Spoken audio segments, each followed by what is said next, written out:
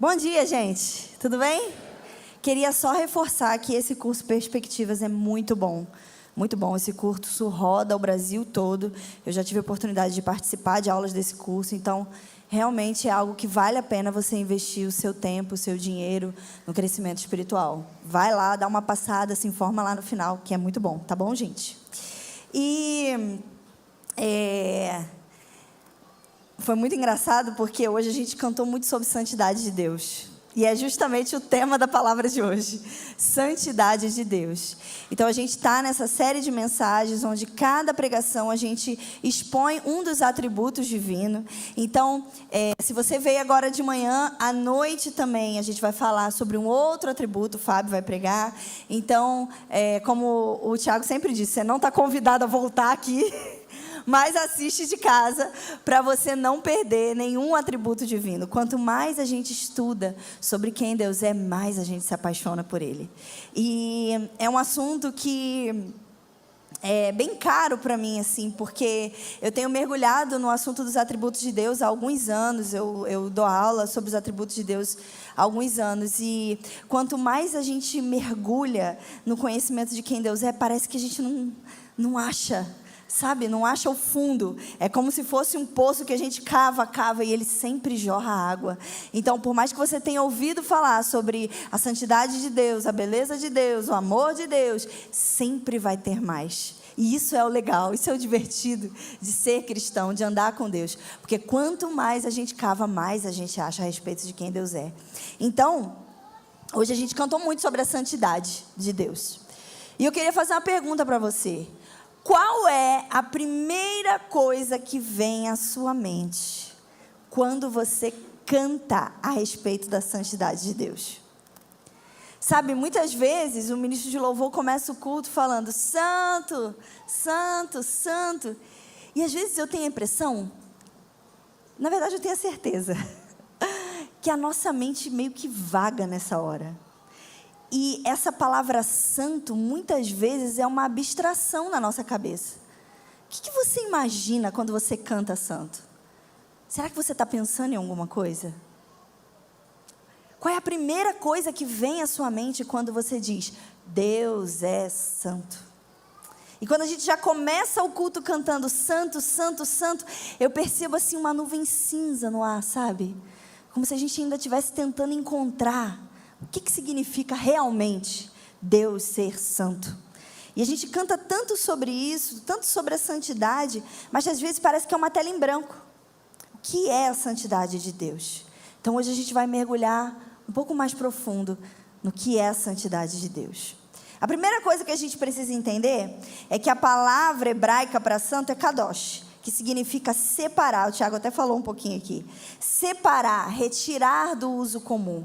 Então, algo santo é algo incomum, assim como a gente cantou. Algo santo é algo separado, não é como as outras coisas. A gente pode ver na Bíblia, por exemplo, que as vestes sacerdotais eram santas. O lugar específico para a preparação dos sacrifícios era santo. Os vasos usados no templo eram santos. E você deve ter alguma coisa na sua casa que também é santo. Sabe aquele prato que você guarda só para usar no Natal? Ele fica ali guardadinho, empoeirado. Eu tenho uns guardanapinhos assim que eu só uso no Natal. Ele fica o ano inteiro separado. Ele é só usado para uma ocasião especialíssima. Aquele prato é santo, ele está guardado. Então, quando a gente fala de algo santo, a primeira coisa que vem na nossa mente é algo separado. Mas esse mesmo raciocínio não deve ser totalmente usado quando a gente fala de Deus. Porque Deus, ele é separado de um modo diferente. Ele é separado de toda forma possível. Ele é separado de toda existência, tudo que foi criado. Porque ele está além e acima de cada uma delas. Então, a santidade de Deus não é só quando existe algo separado do resto porque ele é especial. Não. Deus é santo porque ele é outro. Deus é santo porque a natureza dele é muito além daquilo que nós podemos pensar e imaginar. Deus não se encaixa nas mesmas categorias que nós. Semana passada o Rodrigo falou sobre transcendência. E o atributo da santidade está muito ligado ao atributo da transcendência divina. Deus primeiramente é santo, porque Ele é transcendente. A santidade majestosa de Deus está ligada à sua transcendência, porque Ele não é simplesmente um ser separado e mais puro. Às vezes a gente pensa assim, tá bom. Então, eu ser santo é eu ser puro. Então, Deus ser santo é Deus ser mais puro. Eu ser sábio é eu ter sabedoria. Então, Deus tem muita sabedoria. Eu ter amor, ok. Mas Deus é amor, então Deus tem muito mais amor. E a gente faz uma escala de comparação como se Deus fosse como um de nós, só que muito, muito mais. Não é isso que às vezes a gente pensa? Mas não, meus irmãos. Deus é infinito. Deus é outro. O amor que Ele tem, a pureza que Ele tem é infinita. Ele é a fonte. Deus é infinitamente diferente.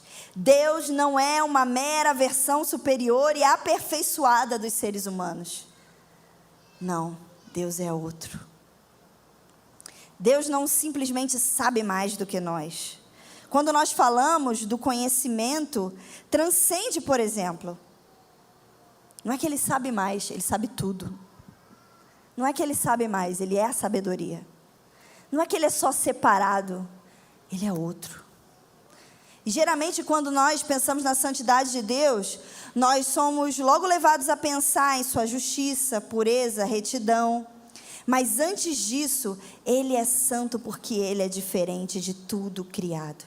Ele é separado. A sua santidade tem a ver com a sua alteridade. Ele é outro. 1 Samuel 2:2 diz assim: não há ninguém santo como o Senhor. 1 Timóteo 6,16, eu amo esse versículo. Diz assim: Ele habita na luz inacessível. E eu ficava pensando, gente, o que é uma luz inacessível? A gente sai daqui desse ambiente escuro e quando acaba o culto a gente vai lá para o estacionamento. Não sei vocês, mas meu olho dói. Nossa, estava tão claro aqui fora. E se a gente tenta olhar para o sol, a gente quase não consegue, mas ainda é uma luz acessível. Mas a palavra diz que Deus habita na luz inacessível. É um nível de pureza, é um nível de claridade, é um nível de santidade que nenhum homem ou mulher é capaz de ver ou compreender. Deus é puro. Nele não existe mistura, nele não existe mancha. Sabe aquele símbolo do capeta? Aquele yin yang, que tem a parte preta com uma bolinha branca e uma parte branca com uma bolinha preta. E eles dizem, todo mal tem um pouco de bem, todo bem tem um pouco de mal. Deus não é assim. Deus é totalmente puro. Deus é perfeito. Nele não existe mistura ou sombra de variação. E eu queria que você abrisse comigo em Êxodo 3, onde a gente vai perceber um pouco dessa santidade majestosa de Deus. E esse tipo de santidade transcendente só Ele pode ter. Êxodo 3, capítulo 1 ao 6.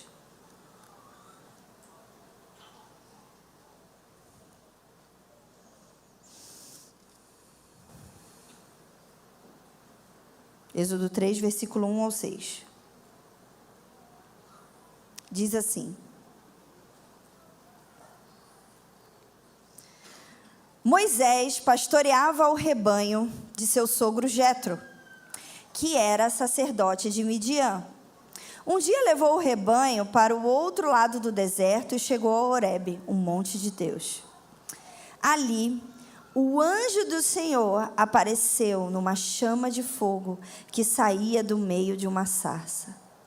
Moisés viu que, embora a sarça estivesse em chamas, não era consumida pelo fogo. Que impressionante, pensou. Porque a sarça não se queima? Eu vou ver isso de perto.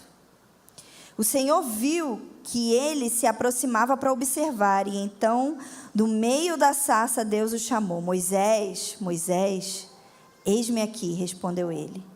Então disse Deus, não se aproxime, tire as sandálias dos pés, pois o lugar onde você está é terra santa. Disse ainda, eu sou o Deus do seu pai, o Deus de Abraão, o Deus de Isaque, o Deus de Jacó. Então Moisés cobriu o rosto, porque teve medo de olhar para Deus. Gente, o que está acontecendo aqui é que Moisés, ele tem um encontro com o Deus que é santo. A Bíblia diz que ele é fogo consumidor. Então Moisés está diante daquele arbusto, daquela sarça, e ele acha uma coisa interessante, porque a sarça pega fogo, mas não se consome. E esse fato leva a gente a pensar a respeito dessa santidade de Deus, dessa transcendência de Deus, porque Deus não depende de nada e nem de ninguém. Então, a gente sabe, que a gente já estudou na escola, que para haver uma combustão, tem que ter vários elementos, tem que ter o ar. O fogo, ele tem que consumir algum material, algum combustível. O fogo, ele não se dá sozinho. Então, a gente coloca uma lenha, o fogo queima aquela lenha. A gente coloca, sei lá, uma palha, o fogo queima aquela palha. O fogo, ele precisa, ele necessita, ele é dependente, porque ele é criado. Mas ali naquela sarça não tinha um fogo comum. Era o fogo da santidade de Deus. E aquele fogo não precisava da sarça para se consumir. Aquele fogo, ele emanava, ele surgia de forma independente, porque Deus não precisa de nada. Ele é santo. O nosso Deus não precisa de nada e nem de ninguém. Lembra aquela música? É que a sarça pegou fogo e não se consumiu. É isso aí. A sarça pegou fogo e não se consumiu. Deus não necessita da árvore como combustível. Ele queima por si próprio. Assim como Deus possui vida em si, ele é autoexistente, a sua santidade é evidenciada aqui. E o texto continua. A partir do versículo 13, a gente pode ver a santidade de Deus também sendo revelada no nome de Deus. E é muito interessante, porque Moisés, ele vem de um lugar de idolatria. Gente, Moisés foi criado no Egito. O Egito é um lugar extremamente idólatra, onde tinha deuses para tudo, deuses para chuva, deuses para colheita, deuses para isso, deuses para aquilo. Então, ele cresceu numa cultura, e os hebreus que estavam com ele também cresceram numa cultura, onde havia vários deuses. Então, quando Deus se apresenta a Moisés, Deus evidencia a sua santidade, para dizer, eu não sou como os outros deuses. O Deus da colheita precisa de um sacrifício para poder chover. Eu não preciso nem dessa sarça para pegar fogo. Eu sou Deus. Eu sou o Senhor. Então, quando Moisés vê aquela cena, não é só uma coisa curiosa. É o Deus que criou os céus e a terra e não precisa de nada e nem de ninguém, se apresentando para um homem como nós e dizendo, eu sou o Senhor. Eu sou o Senhor. Santo é o meu nome. Então Moisés olha aquela cena e fala, tá bom, vamos ver aqui no versículo 13. Moisés perguntou, quando eu chegar diante dos israelitas e lhes disser, o Deus dos seus antepassados me enviou a vocês, e eles vão perguntar, qual é o nome dele? Que lhes direi? E Deus disse a Moisés, eu sou o que sou. É isso que você dirá aos israelitas, o eu sou me enviou a vocês. O que Deus está falando aqui a Moisés é o seguinte, eu não sou como os deuses do Egito. Eu não posso ser classificado, eu não posso ser encaixotado, eu não dependo de homens, de imagens, eu não dependo de uma religião, eu sou. Deus é autoexistente. Antes de haver matéria, antes de haver trono, antes dos anjos serem criados, Deus era. E esse Deus se apresenta a Moisés. Então, não existe um nome que possa classificá-lo. Deus é. eu sou. E eu sou significa que ele não é como ninguém. Quando seu nome é pronunciado, há temor e reverência. Logo após, em Êxodo 20, no versículo 7, ele diz: não tomarás o nome do Senhor Deus em vão, porque o seu nome é santo. Sabe, hoje nós, às vezes, nos comportamos como se Deus fosse como um de nós. E nós vivemos num tempo de extrema falta de reverência. Os jovens não têm mais reverência com os pais. Os alunos não têm mais reverência com seus professores. Aquilo que a geração dos nossos avós, dos nossos pais faziam, pedir a bênção, respeitar pai e mãe, hoje muitas vezes é visto como motivo de zombaria. Nós vivemos num tempo extremamente cético e irreverente. Mas a palavra nos diz que nós devemos temer a Deus. Nós devemos reverência a Deus, porque o nome dele é santo. Isaías 57:15 diz: porque assim diz o alto e sublime que habita na eternidade, cujo nome é santo. Deus é santo. E é isso que nós temos que ter em mente quando nos achegamos diante desse Deus. Ele não é como um de nós. Nós não podemos pensar a respeito de Deus a partir da nossa perspectiva. Um exemplo, a gente pensa sobre o amor de Deus a partir da nossa perspectiva sentimentalista. Mas o amor de Deus não é como o amor dos homens, é outro amor. Então, quando a gente troca Deus e coloca Ele num lugar que não é o lugar dele, nós temos sérios problemas a respeito de quem Deus é na nossa mente. Ele não se compara a nada. Até mesmo os profetas que tiveram visões do trono de Deus, tiveram dificuldade para descrever como é esse ambiente. Gente, porque simplesmente não dá para descrever com os olhos humanos, com as palavras humanas. Abre lá comigo em Ezequiel 1:26. Ezequiel ficou sem palavras ao tentar descrever como é o lugar onde Deus habita, como é o trono dele, como é esse ambiente. Porque é outra coisa, gente. É separado.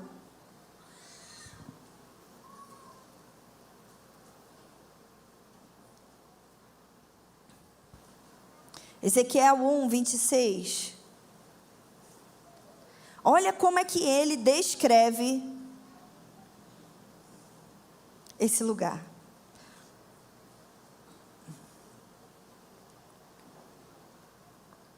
Acima da abóbada, sobre suas cabeças havia o que parecia um trono de safira. O que parecia. Percebe quantas vezes ele vai falar? Parece. E bem no alto, sobre o trono, havia uma figura que parecia um homem.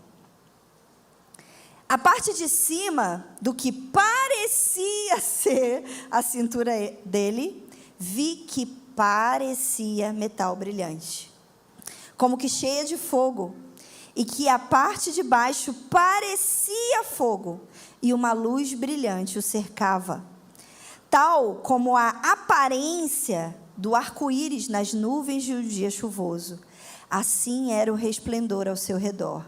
Essa era a aparência da figura da glória do Senhor. Quando a vi, prostrei-me com o rosto em terra e ouvi a voz de alguém falando. Então, o profeta ali tem a visão do trono de Deus, do lugar onde Deus está, e ele não consegue descrever, então ele se aproxima do que possa parecer compreensível para as pessoas que estariam lendo e ouvindo o que ele falava. Mas a verdade, meus irmãos, é que a gente só vai saber quando chegar lá. A gente só vai saber quando chegar lá. Porque Deus é outro, Ele é transcendente. Mas, além dessa santidade majestosa de separação, Deus também possui a sua santidade moral. E a santidade de Deus é um atributo comunicável. A Bíblia fala, sede santos, como santo é o Senhor. Então, é algo que nós também podemos, que Deus também compartilha conosco, a sua santidade moral. A santidade moral de Deus é o que faz com que ele seja isento de deficiência ética. Segundo Berkoff, é aquela perfeição divina em virtude da qual Deus quer e mantém a excelência moral, aborrecendo o pecado e exigindo pureza das suas criaturas morais. Então, a santidade... Peraí. Não está dando jeito aqui, peraí, gente.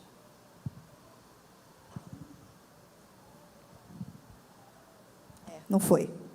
Então, a santidade moral de Deus é a sua perfeição em relação à sua pureza moral. Deus não deseja o mal. Deus não pensa o mal. Deus não comete pecados. Deus não é somente puro e bom, mas Ele é perfeito.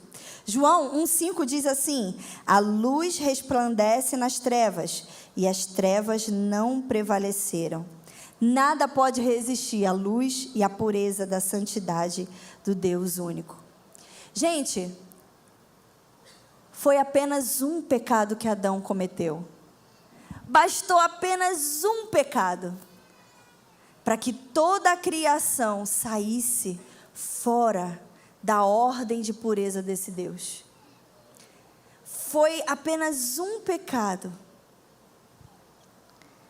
suficiente para cortar a relação de comunhão que Deus tinha com o homem no jardim.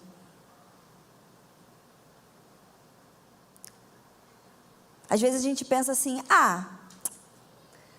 eu não sou tão ruim assim. Eu quase não peco. Estou andando na linha. Estou fazendo o meu devocional.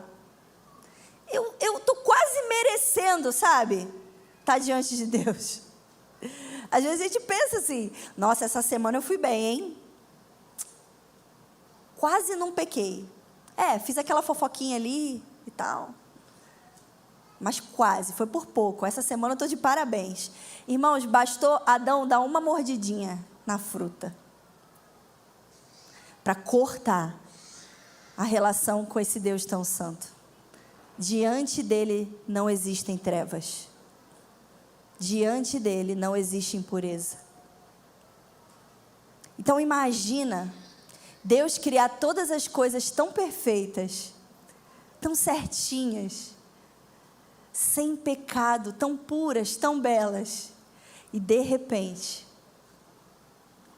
toda essa relação com a humanidade se desintegra por causa do pecado do homem. Bastou um pecado. Mas Deus não desiste de nós, aleluia. Deus não desiste de nós. Se não fosse o sangue de Cristo, irmãos, o homem estaria eternamente separado de Deus. Se não fosse o sangue de Jesus, você poderia ser o melhor que você pode ser. Você poderia ser a pessoa quase boa, mas você nunca poderia ter mais comunhão com Deus Santo. Não existe ninguém bom. E não existe ninguém quase bom. Diante da santidade desse Deus, todos nós estamos perdidos. Todos nós estamos expostos. Mas Deus é bom. E Ele compartilha a sua lei conosco. E a sua lei fala do seu coração. Então, Ele expressa a sua santidade na sua lei moral, que são os juízos de Deus que proíbem o pecado e revelam a perfeição divina, como, por exemplo, os 10 mandamentos. Então, depois que Deus se mostra santo a Moisés, Ele leva aquele povo para o deserto e Ele dá a sua lei. E a lei de Deus é Ele falando assim, olha, vocês querem andar comigo? Vocês vão ser o meu povo separado em toda a terra. Então, deixa eu falar uma coisa para vocês. É assim que eu sou. Vocês precisam andar dessa forma, para que vocês sejam o meu povo e eu seja o Deus de vocês. Então, Ele dá a lei e dá os 10 mandamentos, e aquele povo, a gente já sabe o que acontece, né? Não consegue. Não consegue ser bom o suficiente. Então necessita de ofertas, de sacrifícios de animais, ofertas de cereais, para que esse povo possa fazer expiação diante desse Deus. Mas a gente precisa entender que essa lei moral, ela não faz parte só do Antigo Testamento. O Sermão do Monte é a edição revisada e atualizada da lei que mostra o coração de Deus e constitui-se a base legal da nova aliança. Cristo, no Sermão do Monte, ele interpreta e espiritualiza os 10 mandamentos. Vamos abrir lá no Sermão do Monte? Mateus 5, 6 e 7, né, gente?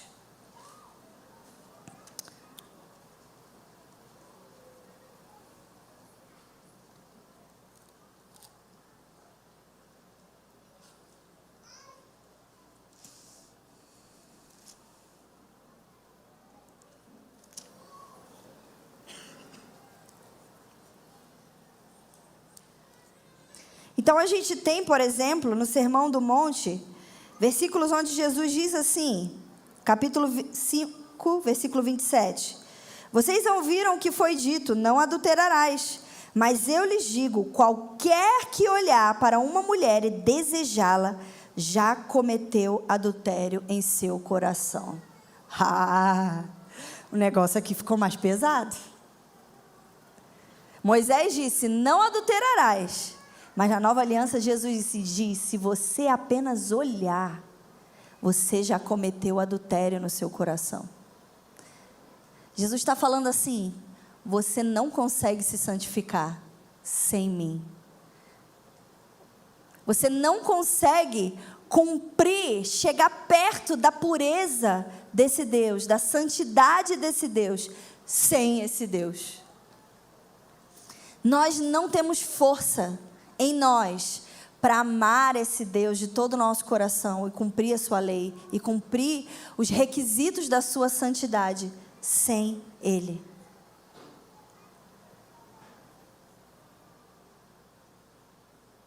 E, na verdade, irmãos, toda vez que a gente cai diante de alguma dessas leis, é porque, no fundo, existe dentro do nosso coração alguma descrença a respeito de quem Deus é. Toda vez que a gente não confia no Senhor, na verdade, dentro de nós existe algo que diz, Ele não é santo.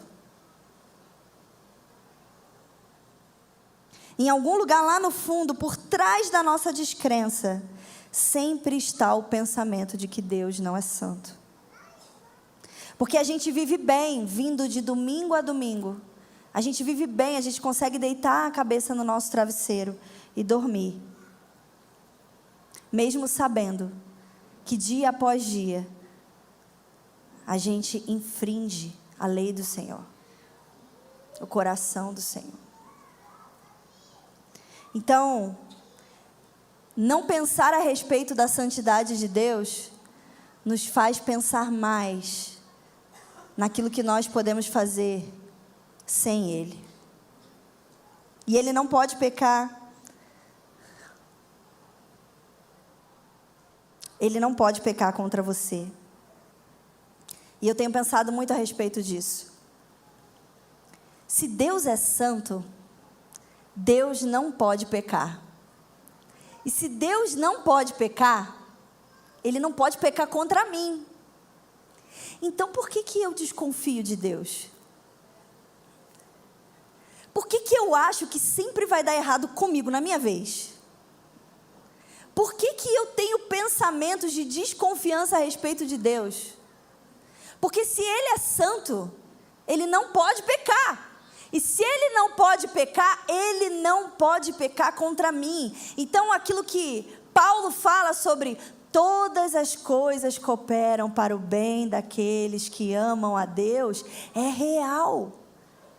Ainda que por hora algo na minha vida não faça sentido para mim, ou algo dê errado para mim, eu sei que eu preciso saber que no final todas as coisas cooperam para o bem daqueles que amam a Deus, porque Deus é santo. E se Deus é santo, o que Ele fala é verdade. E se Deus é santo, Ele não pode pecar contra a sua palavra.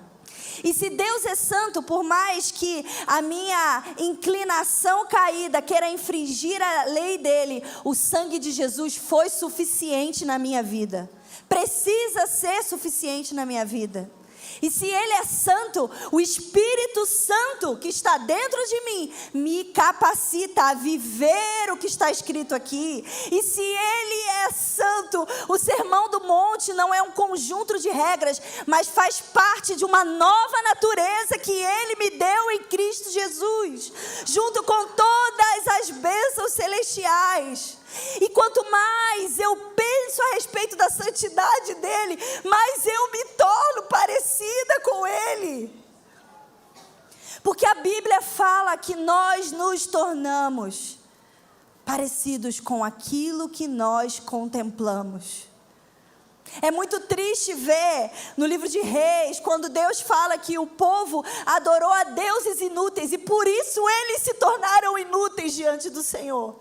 Mas o contrário também é verdadeiro. Quando nós contemplamos a beleza da santidade de Deus, nós nos tornamos cada vez mais parecidos com Ele.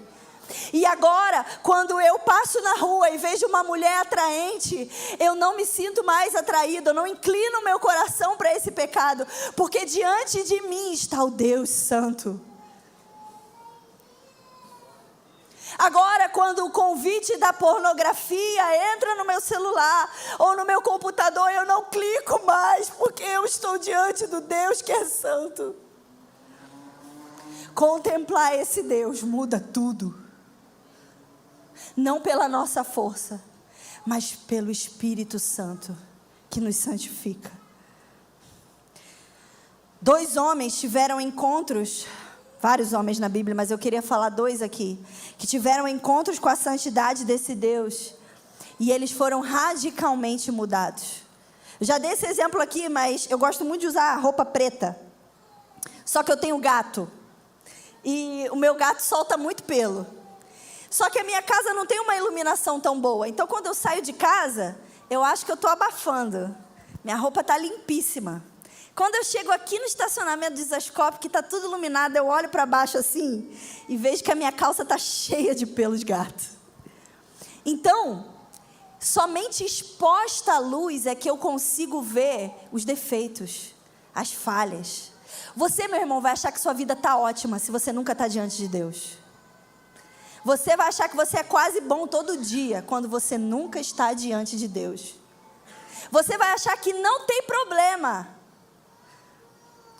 fazer fofoca, não tem problema falar mal de alguém, quando você não está diante de Deus. Agora, se você vir esse Deus, se você olhar para Ele, a pureza dele vai constranger o seu coração. Sabe, eu guardei alguns pecados. Eu guardei alguns pecados durante a minha trajetória. Eu sou cristã desde os meus 9 anos de idade. E eu guardei alguns pecados durante a minha história. Mesmo cantando, mesmo pregando a palavra, mesmo amando o Senhor, o meu coração ainda não ama totalmente. Eu ainda estou aprendendo a amar a Deus. Quantos aqui estão aprendendo a amar a Deus? E só em 2023 eu pude confessar alguns pecados. Porque não dá. Quando você vê esse Deus Santo, a sua consciência não te deixa mais praticar aquilo que você praticava. Quando você olha para a pureza desse Deus, você é atraído. E você começa a ver a sujeira do seu coração. Você começa a ver, começa a abrir a porta daqueles quartos escuros, sabe? Que você não deixa ninguém entrar. Não tem como ser exposto à luz da santidade de Deus e não se despir daquilo que não se parece com Ele. O primeiro homem que encontra essa santidade que eu queria falar hoje é Isaías. Abre lá no capítulo 6 do livro de Isaías.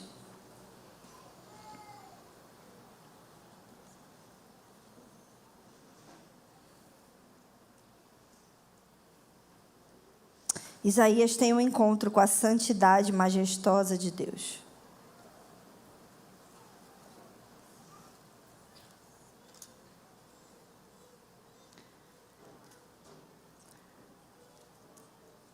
E ele diz assim, no capítulo 6, versículo 1.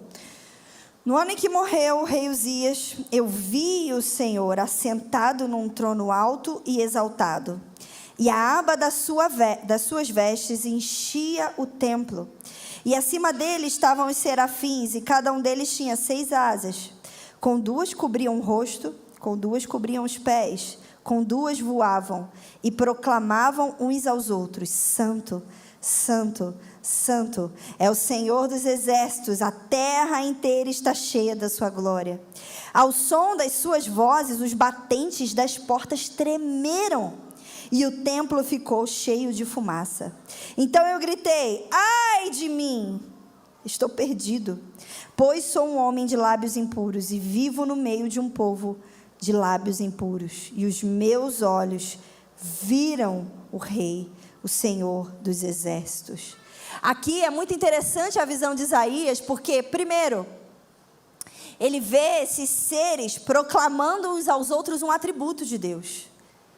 E é muito interessante você perceber que de todos os atributos de Deus, esse atributo, o da santidade, é o único que é repetido 3 vezes. E para Deus, repetir algo significa muito. Jesus sempre falava: em verdade vos digo. E a Bíblia não fala que Deus é amor, amor, amor. A Bíblia não fala que Deus é bondade, bondade, bondade. Apesar dele ser todo bondade, apesar dele ser o amor. Mas a Bíblia fala que Deus é santo, santo, santo. Porque a santidade de Deus é um atributo que qualifica todos os outros. O amor dele é santo. A justiça dele é santa. A misericórdia dele é santa. A bondade dele é santa. Então, Deus é santíssimo, separadíssimo, puríssimo. E Isaías está lá, com os olhos abertos, olhando o Senhor Jesus. E as vestes enchiam o templo. Porque depois, na Nova Aliança, lá em João 12:41, ele diz isso, que Isaías viu a glória de Cristo e falou dele. Então, ele vê Jesus, santíssimo, puríssimo. E qual é a primeira coisa que Isaías fala? E diz que a boca fala do que o coração está cheio. Do que o coração de Isaías estava cheio? Quando ele viu o Senhor glorificado, ele falou: ai de mim, que sou um homem de impuros lábios. E eu tenho uma pergunta para nós nessa manhã. Se você tivesse a visão que Isaías teve, se você visse aquele que é santo, se a luz dele resplandecesse a ponto de expor toda a escuridão que há em você, qual seria a primeira coisa que você falaria? Eu tenho lábios impuros? Ai de mim, porque o meu coração está cheio de inveja.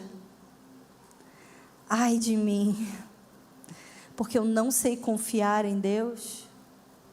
Ai de mim, porque eu tenho uma mente poluída pela pornografia. Ai de mim,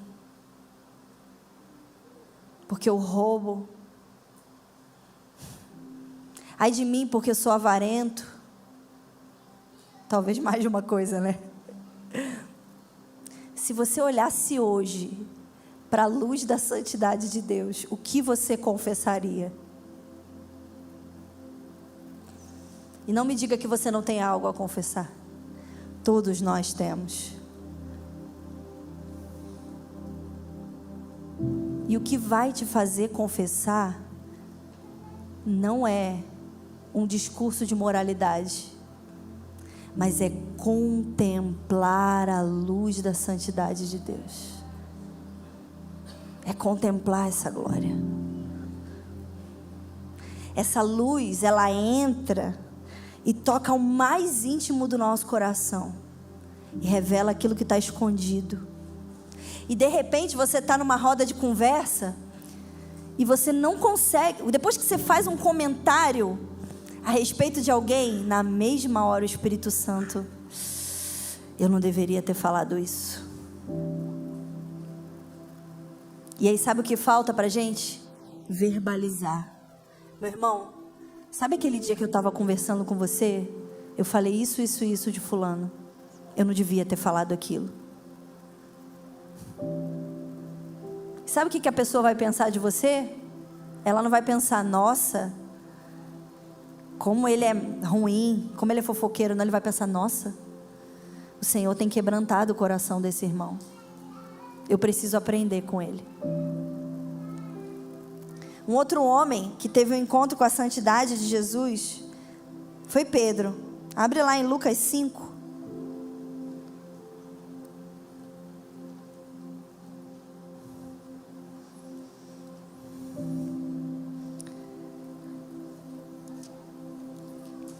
Lucas 5, a partir do verso 4.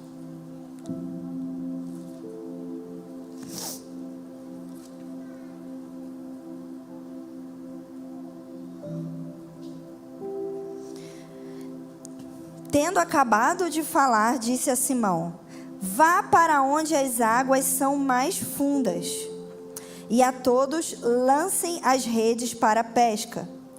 E Simão respondeu: mestre, esforçamo-nos a noite inteira e não pegamos nada.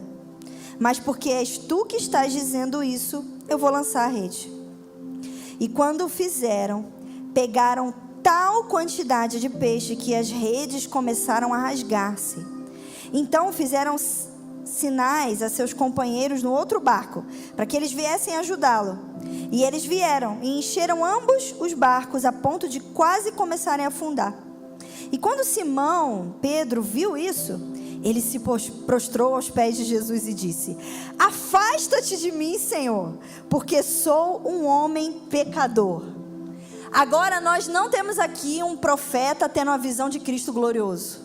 Agora nós temos aqui um pescador vendo o santo como um homem, vendo aquele que Isaías viu glorificado agora como um simples homem judeu. E Pedro, quando vê aquilo que ele pode fazer, reconhece sua santidade. E ele tem a mesma reação de Isaías: ai de mim, se afaste de mim, eu sou pecador, eu não sou digno de andar com você, você é santo. Se afasta de mim, porque sabe de uma coisa, eu não sou digno de andar com você. Mas se você continuar a leitura, você vai ver que Jesus diz: eu vou fazer de você pescadores de homens. Então Deus ama se relacionar com pessoas comuns, como Pedro, como eu, como você, como Isaías, e transformá-las à medida que elas contemplam. Agora aqui não era mais o Jesus glorificado, não, era um homem como um de nós. E ele vê esse homem santo que a Bíblia diz depois: o qual não cometeu pecado e da sua boca não se achou engano. Meus irmãos, basta um encontro com a santidade de Deus para nós enxergarmos a nossa escuridão. E se nós não temos visto, é porque nós não estamos contemplando, nós não estamos vendo. E além de denunciar o pecado que existe em nós, Ele nos santifica. Tudo que nós precisamos é um encontro com a santidade de Deus. Para terminar, eu queria que você abrisse na oração que Jesus nos ensinou, lá em Mateus 6.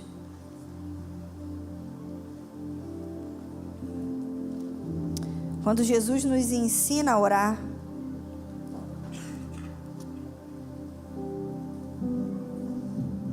Logo no início dessa oração, Mateus 6, versículo 9, ele diz: vocês orem assim: Pai nosso que estás no céu, santificado seja o teu nome. E eu confesso que sempre fiquei me perguntando: como assim santificado seja o teu nome? O nome de Deus já não é santo? Como que eu vou orar para Deus ser mais santo, mas Deus não pode ser aperfeiçoado? Então por que eu tenho que orar? Santificado seja o teu nome. Santificado seja o teu nome. Venha o teu reino, seja feita a tua vontade, assim na terra como é no céu. E eu ficava pensando a respeito disso. Sabe de uma coisa? O nome de Deus é santo. E nos céus, todos têm a consciência da santidade de Deus. Os anjos clamam uns aos outros: Ele é santo. Mas na terra, nós não sabemos disso. Na terra, o nosso dever é santificar o nome de Deus, fazer o nome dele conhecido. Nos céus todos têm a consciência da santidade de Deus, mas na terra é nosso dever orar: santificado seja o teu nome. É muito interessante aquele texto de Êxodo. Não sei se vocês vão lembrar, lá em Números 20, quando Moisés, ele bate na rocha, com raiva do povo. Vocês lembram dessa passagem? E Moisés se irritou contra o povo, bateu na rocha e a água saiu. Mas Moisés e Arão não puderam entrar na terra. A Bíblia vai falar que eles não entraram na terra prometida, porque erraram, porque bateram na rocha. E aí, depois dessa desobediência, Deus diz a Moisés o seguinte: visto que não credes em mim, para me santificares diante do povo de Israel, você não creu, você não santificou o meu nome, você pecou contra a minha santidade.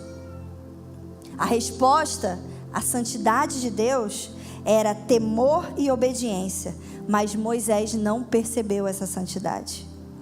E Deus não foi glorificado em sua santidade pelo povo, porque Moisés foi vencido pela sua ira, em vez de tornar Deus honrado no meio do povo. E depois de liberar juízo, o texto relata Deus como sendo santificado. Ele fala assim: estas são as águas de Meribá, pois ali os israelitas confrontaram o Senhor, que neles se mostrou santo. Então a oração do Pai Nosso: santificado seja o teu nome, para nós é um mandamento. E será que nós temos cumprido essa oração de Jesus? Será que nós estamos honrando a Deus por sua santidade no nosso meio? Jesus, o próprio que fez essa oração, morreu por nós, para que nós pudéssemos santificar o nome de Deus, para que nós pudéssemos corresponder a essa santidade. Na cruz, Deus colocou sobre seu filho toda a ira contra o pecado. Eu gosto de uma citação que diz assim: nem todos os cálices de julgamentos que têm sido ou serão derramados sobre o mundo ímpio, nem a flamejante fornalha da consciência do pecador, nem a irreversível sentença pronunciada contra os demônios rebeldes, nem os gemidos das criaturas condenadas dão tal demonstração do ódio de Deus contra o pecado, como a sua ira que foi derramada sobre o seu filho. Jesus morreu por nós, recebeu essa ira, para que hoje nós pudéssemos fazer essa oração: santificado seja o teu nome, Senhor. Santificado seja o teu nome, Senhor, em Bragança Paulista. Santificado seja o teu nome, Senhor, na minha família. E eu acho muito interessante que nas cartas nós somos chamados de santos. E eu fico...